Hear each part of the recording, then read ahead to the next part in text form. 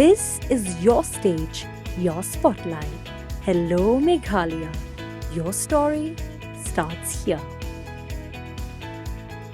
Padang kajing penmi hukum ke Shillong Municipal Board bagi nongde madan kibamdan ya ka certificate of vending lani COV bande jingde hakindailat kidi ban mi no na kindailat haka apso tere ujiliu arajar arbusan bala shempat bagi nongde madan kibadon ya ka COV bat kibamdan ru kidang beteng ya ka yau ya dia thiet ka barang tram ha hakindailat kuman chukudau ka Shillong Municipal Board haka apoi tere ujiliu arajar arbusan kala pentep ba ka town vending committee kala sam ya ka certificate of vending na ka taki nongde madan ki bala ban bu dukan haki yau delang ba ka sarkar kala pen kre kum ka vending zone ki badon haki jaka ha Meghalaya Urban Development Authority lani muda kat ba ki nongde madan ki ba klem don ya ka sernot na ka town vending committee ki ha ban mi no na ka te ka jaka ha po laisi hadien bala pen mi ya ka te ka jin pen mena Henry na kajing lek ken hon usilong mil lala ban shem bagi ne ki nong de madan klem da pen sungaw ya ka jing tha ka municipal kila beteng bande jing de kum bagi julong barabor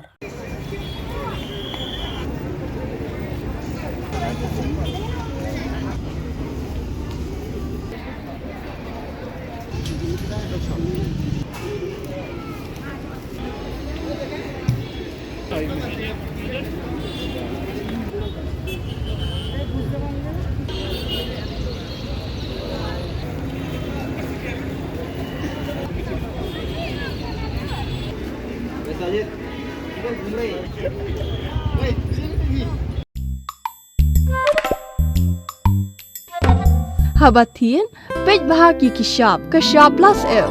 Ka plus F? Hakabam bangibam dunaki eki batay kamet. Namar kata habathiru atau kau kamlu ka umpnyang kadut pej ya kashap plus F haka jingsom.